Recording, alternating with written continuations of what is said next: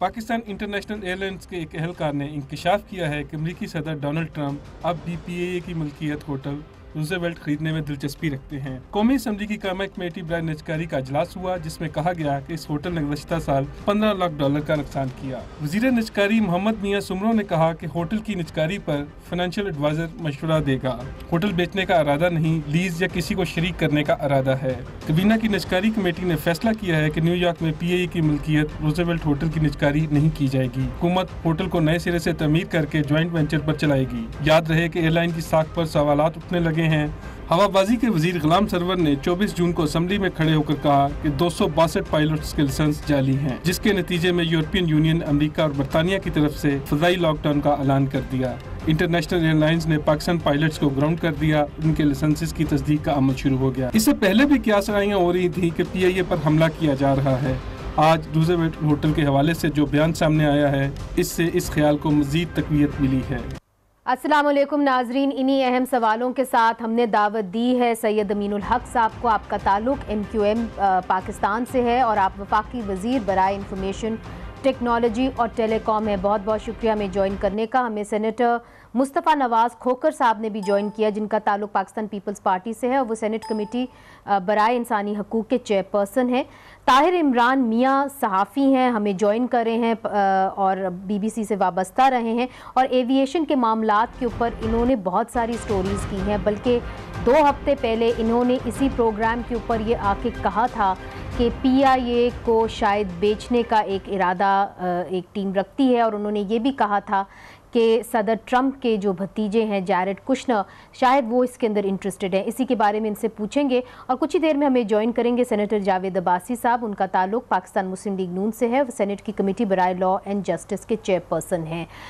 ताहिर साहब, आपसे पहले शुरू करती हूँ। 2 हफ्ते पहले आपने इसी प्रोग्राम के ऊपर ये कहा कि there is a method to this madness, यानी कि हवाबाजी के मिनिस्टर खड़े होकर नेशनल असम्बली के अंदर कह देते हैं कि हमारे 150 पायलट्स के जो लाइसेंसेस हैं वो जाली हैं। 200 से ज़्यादा जो हैं उन्होंने कोई एग्ज़ाम पास नहीं किया, जिसके बाद कदगनें लग जाती हैं PIA की परवाज़ों के ऊपर, चाहे वो यूरोपियन यूनियन हो, चाहे लंदन हो, ओमान हो, UAE हो, और फिर उसका खामियाजा पूरे PIA को भुगतना पड़ता है। तब भी आपने ये इशारा किया कि PIA के कुछ असासे हैं और वो ऐसे असासे हैं जो फ़ायदेमंद असासे हैं, प्रॉफिट में हैं, जिस तरह के स्क्रीब होटल इन पेरिस और रूज़वेल्ट होटल जो है न्यूयॉर्क में। अब ये ताज़ा खबर आई है कि सदर ट्रंप ने एक दिलचस्पी दिखाई है रूज़वेल्ट होटल को ख़रीदने में। तो आप क्या समझते हैं कि जो आपने बात कही थी और इशारा किया था कि क्यों PIA के ऊपर खुदकुश हमला किया वजीर हवाबाजी में, क्या आप समझते हैं कि उसी रूमर को तक़वियत मिली है? देखिए, बिल्कुल मैंने पहले कहा था कि there is a method to this madness. अब मैं ये अगला इंकशाफ करने जा रहा हूं कि this is absolute madness, total madness, it's chaos. I don't know कि कौन सा सिरा कहां पे जुड़ा हुआ है, किस तार को किससे अलग करना है। हकीकत ये है कि रूज़वेल्ट होटल इन्वेस्टमेंट चाहता है। 97 में आखिरी मरतबा रूज़वेल्ट होटल को इन्होंने वैम्प किया था, उसकी कारपेट्स, उसकी बिल्डिंग, उसको इन्होंने ठीक किया था सऊदी प्रिंस के साथ मिलकर। अब मसला ये है कि हम एक हाथ से सिर्फ खाने के आदी हैं। अगर कोई सोने के अंडे देने वाली मुर्गी है तो हम उससे अंडे ले के बेड़ा गर्क कर देंगे, लेकिन इस चीज पर तवज्जो नहीं देंगे कि उसको खुराक भी चाहिए। अब इस होटल की मेंटेनेंस एक बहुत कॉस्टली काम है, 100 साल पुरानी बिल्डिंग है। तो हकीकत यह है कि इस बिल्डिंग को अकेली पाकिस्तान की हुकूमत, जो कि शदीद तरीन मुआशी बहरान का शिकार है, वो नहीं कर सकती। सो इनको एक इन्वेस्टर की तलाश है। या तो ये बेचना चाहते हैं या ये चाहते हैं कि कोई, जैसे आज सुमरो साहब ने कहा कि हमें को पार्टनर चाहिए। तो नजीब समी साहब जो PIA इन्वेस्टमेंट के चेयरमैन हैं और बड़े अरसे से काम कर रहे हैं, एक तो वो बूढ़े हो चुके हैं, दूसरे वो इसी किस्म के जो गिमिक्स हैं, इस किस्म की जो बयानबाजी है, उसी की वजह से पिछले कई सालों से इस कंपनी में मौजूद हैं। तो उन्होंने मेरी जाती राय में एक शगुफा छोड़ा है। ट्रंप इसको अगर आप 200 मिलियन में देना चाहेंगे तो खुशी से ले लेगा, लेकिन ये होटल इतना कॉम्प्लेक्स चीज है। मसलन डेलॉयट की जो रिपोर्ट अगर आप पढ़ें तो उसमें 550 मिलियन इसकी कॉस्ट लगाई है। उसमें से अगर आप जो टैक्सेस वगैरह निकाल के 2.5 लाख के करीब जो है वो डॉलर्स आपको मिलेंगे। पिछली हुकूमत ने भी इस आइडिया के साथ टॉय किया था। 2.5 लाख में क्या करेंगे आप इस बिल्डिंग का? उसकी वर्थ बहुत ज्यादा है अगर आप उस पर इन्वेस्ट करके। नहीं, मगर ताहिर साहब, ये जो होटल है ये तो प्रॉफिट में रहा है इतने साल, सिर्फ पिछले साल जो है लॉस में गया है। मगर पहले अमीनुल हक साहब यहाँ बैठे हुए हैं, कैबिनेट के एक अहम मेंबर हैं। अमीनुल हक साहब, आज जो बात हुई है स्टैंडिंग कमेटी के अंदर, तो वहाँ पे PIA investment limited managing director Najeeb Sami साहब ने ये बात कही है कि सदर ट्रंप ने इसके ऊपर दिलचस्पी दिखाई है उस होटल को खरीदने में। अब ये बात क्लियर नहीं हुई है कि क्या हुकूमत पाकिस्तान ने PIA के इस असासे को बेचने का फैसला कर लिया है या कि लंबी लीज पे देने का फैसला कर लिया है? देखिए, इसके बारे में ज़्यादा बेहतर तरीके से जो कंसर्न आते हैं हमारे मिनिस्टर फॉर हवाबाजी सरगुलाम सरवर साहब थे, लेकिन यकीनन मैं कोलिशन पार्टनर हूँ पाकिस्तान तहरीक इंसाफ का, तो जो बातें मेरे इल्म है मैं बिल्कुल आपके साथ शेयर करता हूँ। देखिए, जहाँ तक निजकारी के हवाले से है, रोजवेल्ट होटल के हवाले से किसी भी सतह पर, यानी कि कैबिनेट मीटिंग हो या उससे पहले कोलिशन पार्टनर को एतमाद में लेने की बात हो, कोई डिस्कशन नहीं हुई है। अच्छा, जहाँ तक रोजवेल्ट का होटल का ताल्लुक, मैं समझता हूँ कि पिछले 25 या 30 साल से, जब सियासत में तो मुझे आए 40 साल होगा, लेकिन मैं पिछले जब पहली दफ़ा कौमी असम्बली का मेंबर 88 में बना, तो मेरा ख्याल है कि उस वक्त से मैं सुनता चला आ रहा हूँ कि रोजवेल्ट बिकने वाला है, नहीं बिकने वाला है, कोई पार्टी लग गई है, नहीं लग गई है। देखिए, ये चीज़ें तो 30 साल से चल रही है। मामला होना क्या चाहिए कि वो तमाम चीज़ जो पाकिस्तान के मफाद में होना चाहिए, फ़ैसला वो करना चाहिए। मैं समझता हूँ कि जो आपने इंटर में भी बात की कि गुलाम सरवर साहब की असेंबली में तकरीर, मैं समझता हूँ कुछ दो डिफरेंट स्कूल ऑफ थाट्स है। कुछ की राय है कि उनको असेंबली में ये बात नहीं करनी चाहिए थी। मेरी राय इस तरीके है कि असेंबली के बजाय अगर वो किसी बंद कमरे के अंदर या कैबिनेट मीटिंग के अंदर या किसी और जगह पे अगर ये गुफ्तगू करते, तो मेरा ख्याल है कि उन्होंने क्या बात की, उन्होंने सच और हक़ाइक़ के हवाले से किया कि पायलटों के लाइसेंस जाली मीनुल हक साहब, चूंकि माफ, चूंकि आप काबीना के अंदर भी हैं और आप एक अहम रुकन हैं, क्या आपने उनसे ये बात नहीं पूछी या अपने कॉलीग से बात नहीं पूछी? चूंकि आज जो मीडिया रिपोर्ट्स में खबर छपी है वो DG सिविल एविएशन अथॉरिटी को कोट करके है कि जी पायलट्स, पाकिस्तान का कोई भी पायलट उसका जाली लाइसेंस नहीं है। ये वाज़े तौर पे खबर छपी है। तो फिर सवाल ये उठता है कि क्या as cabinet, one of the cabinet ministers in the government, could you not have asked the other cabinet minister कि आपने ये सुसाइड अटैक क्यों किया अपनी एयरलाइन पे? देखिए, बिल्कुल आप सही कह रही है कि ये मेरा बुनियादी और जमहूरी हक़ है कि मैं दूसरों से पूछूं इस हवाले से। क्या आप ये देखें कि आज भी जो हुकूमत ने 42 लगभग 41 पायलट के करीब उनको जाली लाइसेंस होने पे नौकरी से बाहर निकाला है। लेकिन साथ साथ ये भी देखें कि आज ही के दिन में देख रहा था कि 21 या 22 पायलट ऐसे हैं जिनको क्लियरेंस भी दी गई है।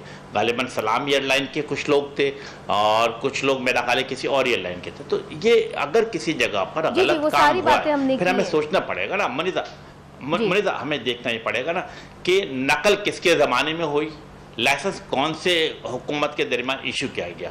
तो क्या चीज़ों को रेक्टिफाई करना, बेहतर की तरफ लेके जाना और सच बात बताना अवाम में क्या जुर्म है? मैं नहीं समझता कैसी बात है। हाँ, अच्छा, ये डिफरेंट स्कूल ऑफ थॉट जो मैंने बताया ये बिल्कुल होना चाहिए।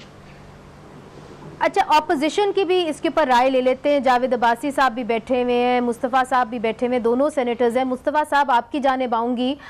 अब ये बात खुल के सामने आ गई है कि सदर ट्रंप का इंटरेस्ट है रूजवेल्ट होटल के अंदर, मगर जिस तरह ताहिर साहब ने भी कहा कि ये नहीं मालूम कि इंटरेस्ट ख़रीदने में है या लीज़ पे देने में है।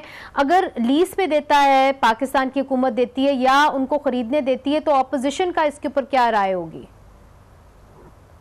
देखिए, पहले तो मैं वैसे सिर्फ एक कॉमेंट कर दूं कि अगर वाकई ये खबर दुरुस्त है, मुझे नहीं पता कि ये जिन साहब ने की है उनके पास कितनी मुसद्दका इत्तलात है इस खबर के दुरुस्त होने की, लेकिन अगर हम फर्ज कर लेते हैं कि ये खबर दुरुस्त है, ये मैं आपको बता देती हूँ, ये PIA के इन्वेस्टमेंट लिमिटेड मैनेजिंग डायरेक्टर ने एक कमेटी के, प्राइवेटाइजेशन कमीशन की जो कमेटी है उसके अंदर ये इतराफ़ किया है पाकिस्तान मुस्लिम लीग नून के सामने कि सदर ट्रंप इसमें इंटरेस्टेड हैं कि वो रूजवेल्ट होटल को बेचें। और ये खबर बहुत पहले से गर्दिश भी कर रही थी। पहली जो बात हमें फिर अगर तो वाकई ट्रंप इंटरेस्टेड है इस होटल को खरीदने में, तो हमें परेशान इस चीज पे होना चाहिए कि अगर हमने उन्हें ना करनी है तो हम उन्हें ना कैसे करेंगे।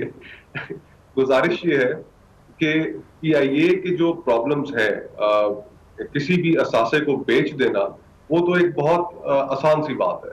PTI हुकूमत में आई थी रिफॉर्म्स का नाम लेकर, रिफॉर्म के एजेंडा के तहत।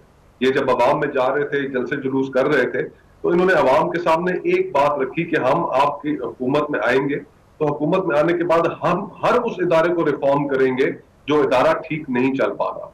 लेकिन जितना इनके 23-24 महीने से ये हुकूमत में है, तकरीबन 2 साल हो चुके हैं, एक इदारा भी ऐसा नहीं है कि जिसको ये ठीक कर सके। और ठीक करना तो दूर की बात, इन्होंने तो उल्टा तमाम इदारों को इस नहज पे पहुंचा दिया है कि वो अब क्रैश कर जाए, वो खत्म हो जाए। PIA उसके अंदर एक सबसे बड़ी एग्जांपल है कि जो वजीर हवाबाजी ने सरवर खान साहब ने जो statement the on the floor of the house, उसके नतीजे में जो इमेज टार्निश हुआ है PIA का, तो मैं तो समझता हूं कि उस इमेज को रिकवर करने के लिए PIA को एक बहुत लंबा वक्त दरकार होगा, और इतना लंबा वक्त शायद हमारे पास है नहीं, क्योंकि PIA पहले ही खसारे में जा रही है। तो बेचना, असासे बेचना PIA के ना सिर्फ अमेरिका में बल्कि और दीगर यूरोपियन ममालिक में भी इसकी PIA के असासाजात हैं, तो उन सारों को बेचना और बगैर कोई चीज अभी तक सामने लाए, उसके ऊपर सवालात तो उठेंगे।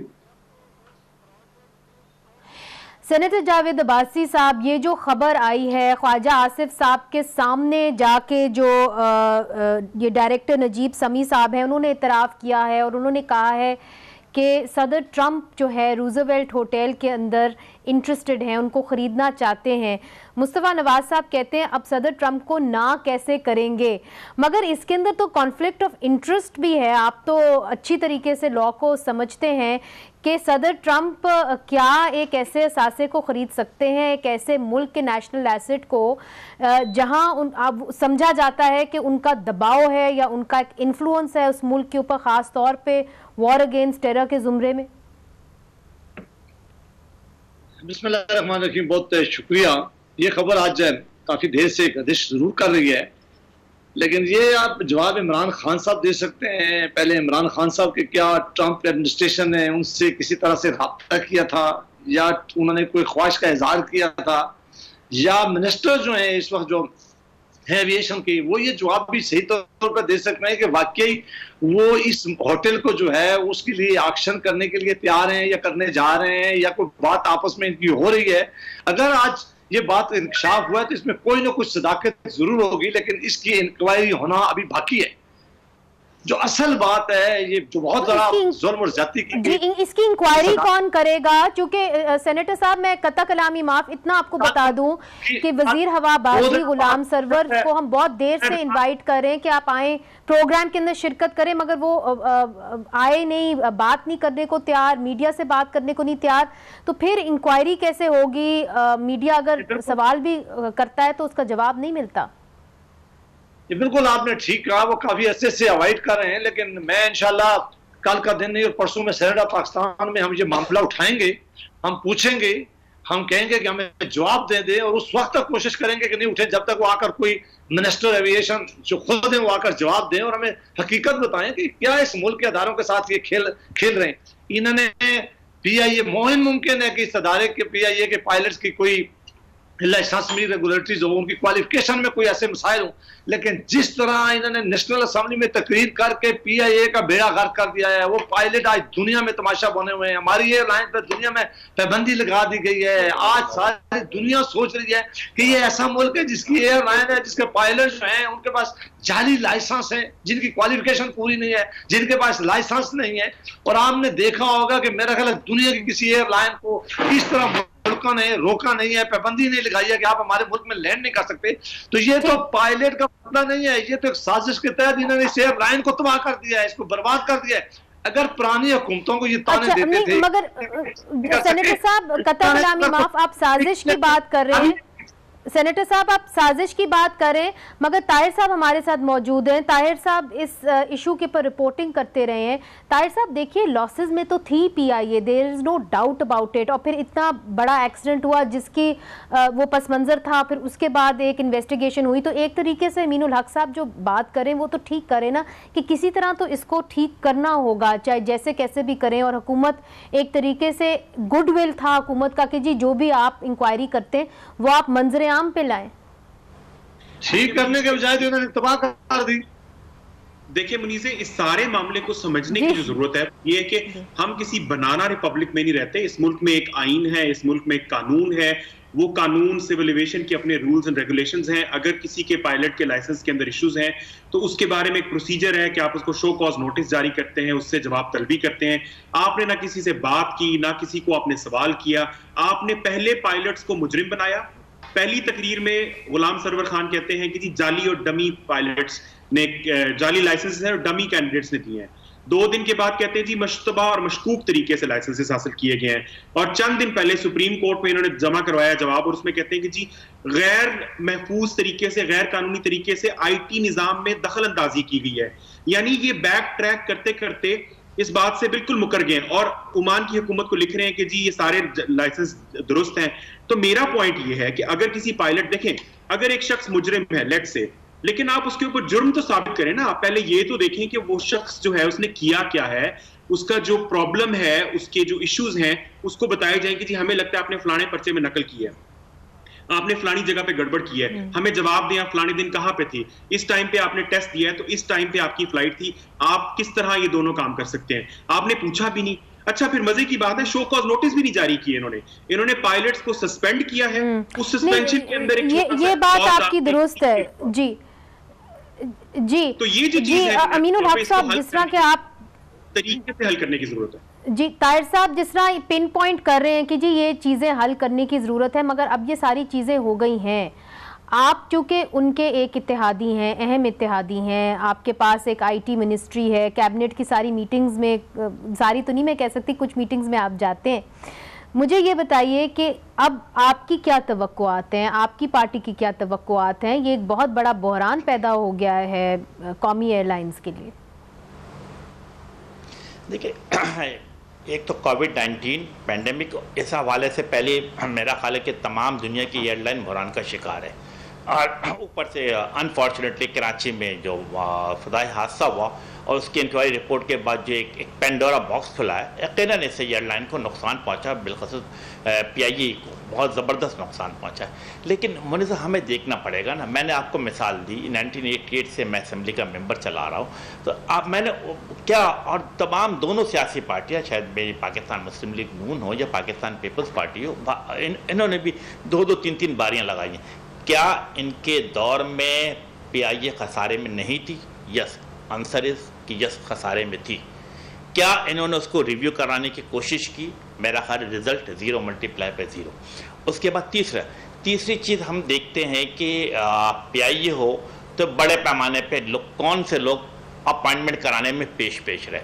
पाकिस्तान स्टील मिल की कहानी आपके सामने मौजूद है कि सैकड़ों नहीं हज़ारों के तादाद में अपॉइंटमेंट हुआ।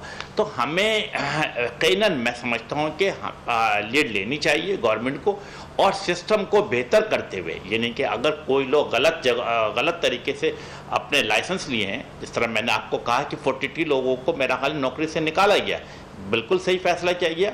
और लेकिन जो बात की गई कि इंक्वायरी होनी चाहिए, जो मेरा ख्याल है ताहिर साहब हैं, ताहिर इमरान साहब इन्वेस्टिगेटिव रिपोर्टर है, इनकी कुछ बातें बिल्कुल दुरुस्त है कि तमाम लोगों को मौका मिलना चाहिए अपने डिफेंस का, और मैं इसके बिल्कुल। मगर ये इंक्वायरी कब होगी अमीनुल हक साहब? कुछ आइडिया कि ये इंक्वायरी कब होगी? क्या ये इंक्वायरी और कौन करेगा? इंक्वायरी मेरा कौन करेगा?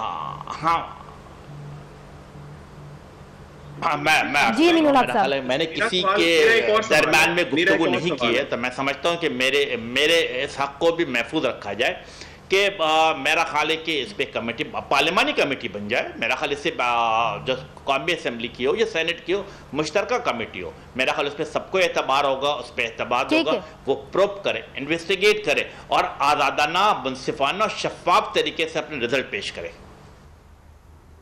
चले, ये अमीनुल हक साहब कह रहे हैं कि पार्लियामेंट्री कमेटी बननी चाहिए, इसके ऊपर तहकीक होनी चाहिए कि क्या हो रहा है PIA के अंदर वजीर हवाबाजी के बयान पे। मुझे छोटा सा वक्फा लेना है सेनेटर साहब, वक्फा लेती हूँ, फिर अपोजिशन का भी मौक़िफ़ बहुत ज़रूरी है, फिर IT और इंसानी हकूक़ के हवाले से भी कुछ बातें होनी है वक्फे के बाद।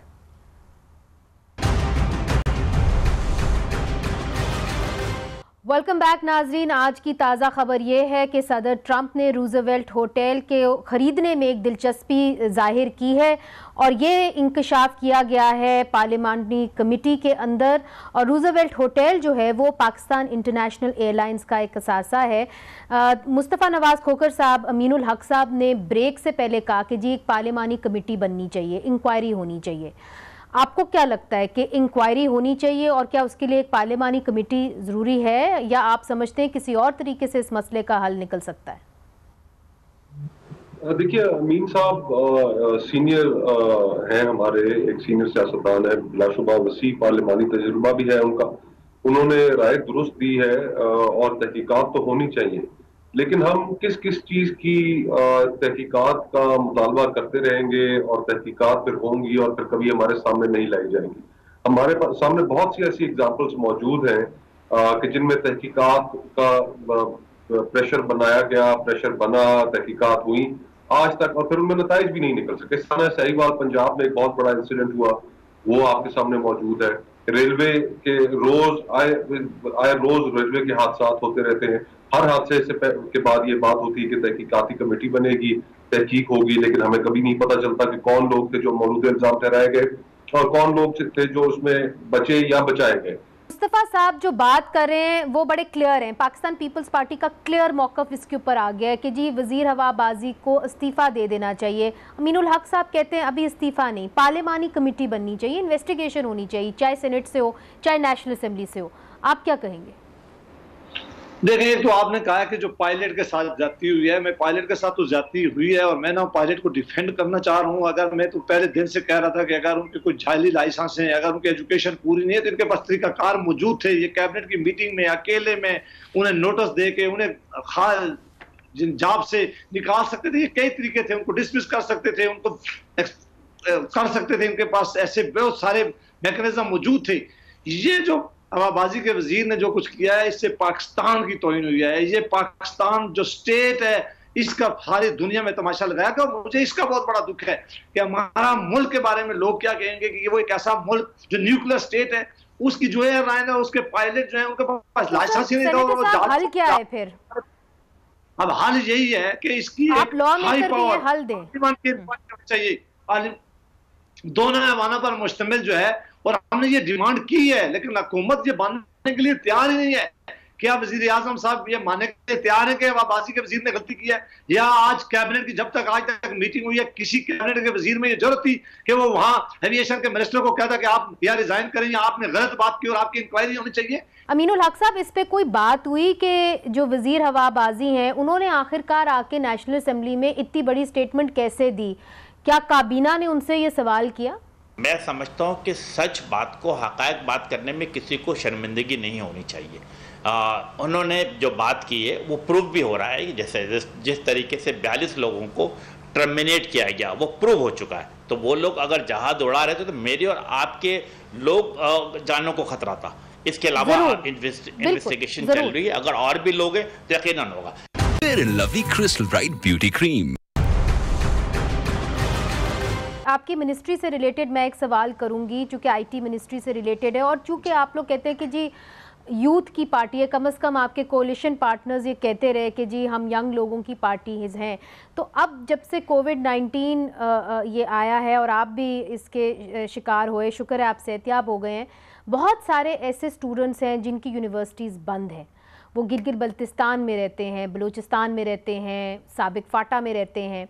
वहाँ पे 3G और 4G सर्विसेज इसलिए अवेलेबल नहीं चूँकि वहाँ पे स्पेशल कम्युनिकेशन ऑर्गेनाइजेशन की मोनोपोली है और वहाँ पे वो 3G 4G सर्विसेज फराहम नहीं करते, जिसके नतीजे में हमने तस्वीर देखी है, अगर प्रोड्यूसर साहब भी दिखाएं कि किस तरह बिल्कुल सहराए के अंदर, पहाड़ों के अंदर स्टूडेंट्स जो हैं वो कोशिश कर रहे हैं कि उनका कहीं ना कहीं लिंक मिल जाए ताकि वो पढ़ सकें। आप आईटी के मिनिस्टर हैं, आप कैसे इन बच्चों को मरहूम रख सकते हैं या बिल्कुल आप उनको you can deny them this basic facility of education? Aminul Haq साहब। जी मुनीज़ा, बिल्कुल आपने जो बात कही है और इस चीज़ को अंदाज़ा करते हुए अब से 4 दिन पहले मैंने गिलगित का दौरा किया है। मैंने गिलगित प्रेस क्लब में प्रेस कॉन्फ्रेंस भी की है और वहाँ के जो एस्कॉम के जो लोग थे उनसे मुलाकात भी की है। यकीनन गिलगित बल्तिस्तान हो, आज़ाद कश्मीर हो या जैसे आपने कहा KP के जो फाटा एरिया थे, यहाँ पे प्रॉब्लम है। अच्छा, 2 चीज़ें सबसे पहले हमें समझनी पड़ेगी कि तमाम इल्ज़ामात एस्कॉम को देने से पहले हमें समझना पड़ेगा कि क्या जो मुख्तलिफ टेलको कंपनी हैं वो चूँकि कमर्शियल पॉइंट ऑफ व्यू से चलती हैं, उनसे अगर रिक्वेस्ट की जाए कि भाई आप गिलगित के पहाड़ी पे जहाँ पर 200 आबादी रहती है, 400 आबादी रहती है, आप टावर नस्ब कर दें, वो साफ इनकार कर देते हैं कि जी हमें यहाँ पर खर्च करने में 10 लाख रुपए होता और महीने हमें मिलेंगे 2000 रुपये। तो बहालत मजबूरी कौन कर रहा है?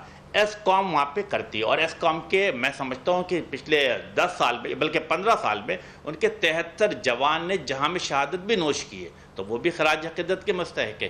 कत्ता कलामी माफ, मगर अगर वाकई में ये है तो देखिए अमीनुल हक साहब, ये चीज़ पीटीए ने बाकी टेलीकॉम कंपनीज को इजाज़त दी थी, फिर एससीओ उनके खिलाफ अदालत के अंदर चले गए और उन्होंने उनके ऊपर स्टे ऑर्डर ले लिया।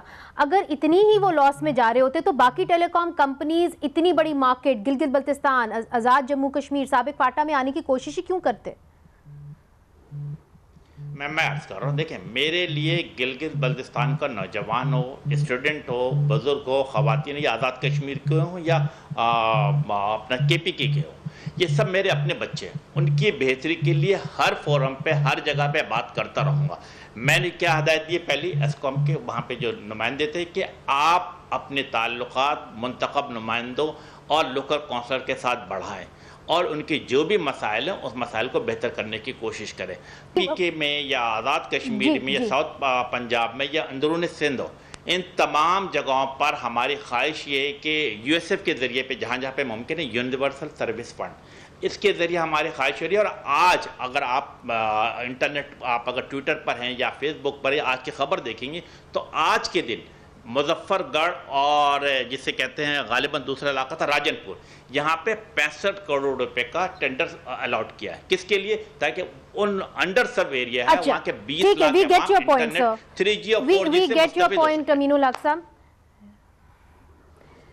मुस्तफ़ा साहब, आपके पास ये सारे स्टूडेंट्स आए थे और आपने देखा कि कैसे स्टूडेंट्स ने जुलूस निकाले हैं पूरे पाकिस्तान के अंदर, और वो ये कहते हैं कि यूनिवर्सल फ़ंड की बात तो होती है, स्टेटमेंट्स तो आती हैं, बयानात तो होते हैं, मगर एक्चुअली हमारे पास इंटरनेट फैसिलिटी है ही नहीं इन इलाकों के अंदर।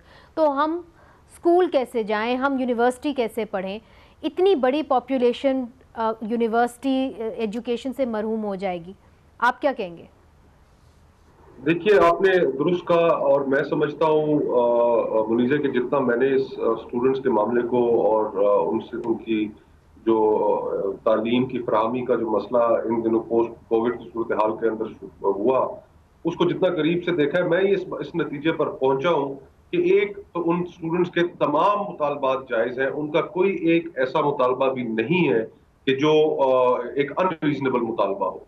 अब उनके मुतालबे हैं क्या? उनका मुतालबा ये है कि जनाब, हम दूर दराज इलाकों में रह रहे हैं, दूर दराज इलाकों में हमारे पास इंटरनेट की कवरेज मौजूद नहीं है और हमारी ऑनलाइन क्लासेस हो रही है, तो हम उन ऑनलाइन क्लासेस के अंदर अव्वल तो शरीक नहीं हो सकते, और अगर हम शरीक नहीं हो रहे तो फिर उसके नतीजे में होने वाले जो इम्तहानात हैं, हम वो इम्तहानात कैसे पास करेंगे? हम वो इम्तहान कैसे देंगे ऑनलाइन? ना हमें क्लासेस मिलेंगी, ना हमें इम्तहान हम दे सकेंगे, पहली चीज। दूसरी चीज, जो तदरीस का जो अमल है, पार्लियामेंट के पास है नहीं, इस मसले का सबसे पहला जो हल है मुनीज़े, वो ये है कि इस हुकूमत को इस बजट के अंदर एक मैसिव एजुकेशन पैकेज इन्हें अनाउंस करना चाहिए था। हायर एजुकेशन कमीशन जो तमाम हमारे मुल्क की यूनिवर्सिटीज को देखता है, उसकी फंडिंग के ऊपर ये वाहिद हुकूमत है कि जिसने पिछले 2 साल में कंसेक्यूटिवली उसके ऊपर कट लगाया है। सेनेटर अब्बासी साहब, इज दैट इनफ कि बजट में उनके लिए कोई ना कोई रकम जो है वो मखसूस होनी चाहिए, या आप ये भी समझते हैं कि क्यों एक ही कंपनी की मोनोपोली होनी चाहिए इन इलाकों के अंदर? क्या बाकी कंपनीज नहीं वहाँ पे जा सकती जिस तरह बाकी पाकिस्तान में जा सकती? ये बड़े अरसे से बात डिस्कशन थी और मैं आपसे इत्तेफाक करता हूँ कि बाकी कंपनीज को भी जाना चाहिए था, लेकिन देखें आप पिछले कुछ 4-5 महीने से एक्स्ट्रा ऑर्डिनरी सिचुएशन है जब से ये कोरोना के मामलात आए हैं। तमाम जो यूनिवर्सिटीज थी पाकिस्तान के अंदर हैं, किसी और सूबे में है, मरकज में है, उन्होंने कहा कि आपकी क्लासेज जो हैं ऑनलाइन शुरू करेंगे और उसके लिए बंदोबस्त भी किया, ये हुकूमत की जिम्मेदारी थी। अब मिनिस्टर साहब बैठे हुए हैं, वो आप इस फंड की बात कर रहे थे, उनके मुझे नहीं अंदाजा कि आप वो बता सकते हैं कि उनके पास अपना कितना फंड इस वक्त मौजूद है। और जिस तरह उन्होंने कहा है कि हम पाकिस्तान पंजाब के अंदर कुछ खर्च कर रहे हैं, इस तरह इन्होंने उस एरिया में भी कोई ऐसा जो पैसा इनके पास मौजूद है उसे खर्च करना चाहेंगे, उसके लिए तो इन्हें किसी की इजाजत नहीं लेना चाहिए। बजट में तो अभी इन्होंने पैसा रखा नहीं है, अगर आज ये बजट का वादा भी करेंगे तो वो तो 1 साल गुजर जाएगा। अभी ये वार फुटिंग पे यहाँ को फैसला करना है कि ताकि उन तालिब इल्मों का जो साल है वो जाया ना हो सके, उनकी एजुकेशन, यूनिवर्सिटी की एजुकेशन जाया ना हो सके, उसके लिए मुमकिन सहूलत क्या दे सकते हैं ये मिनिस्टर साहब बता सकते हैं, इनको फौरी तौर पर देनी चाहिए। ये मामला हम कोशिश करेंगे कि हाउसेज में भी रेज करना चाहिए और मुतल्लिका कमेटीज के पास में भी जाना चाहिए जहां में पता चल सके कि ये किसका फाल्ट पे क्यों नहीं काम किया गया। तो इसके लिए बहुत ही जरूरी है कि जल्दी से जल्दी किसी के पास ये मामला जाना चाहिए। ठीक है, बहुत बहुत शुक्रिया, जवाब दे। बहुत बहुत शुक्रिया जी, बहुत बहुत शुक्रिया सेनेटर अब्बासी साहब जो कह रहे थे कि ये मामला जो है मैं सेनेट के अंदर रेज करूंगा। मुस्तफ़ा नवाज खोखर साहब ये कह रहे हैं कि एक फंड जो है वो एलोकेट होना चाहिए था। अमीनुल हक साहब कह रहे हैं कि मसले का हल ढूंढने की ज़रूरत है, मगर जितने भी नौजवान हैं वो आज सब आपकी तरफ देख रहे हैं। आपने इलेक्शन लड़ना है, जब आप सब इलेक्शन में जाते हैं तो पाकिस्तान की बहुत बड़ी जो पॉपुलेशन है वो नौजवानों के पर मुश्तमिल है, आप उनका ही नारा लगा के जाते हैं। अगर आज उनको एजुकेशन से बिल्कुल महरूम किया गया तो शायद उसका खामियाजा आपको इलेक्शंस के अंदर भुगतना होगा। यह आपके सोचने की बात है। मुनीज़ जहांगीर को इजाज़त दीजिए, खुदा हाफिज़।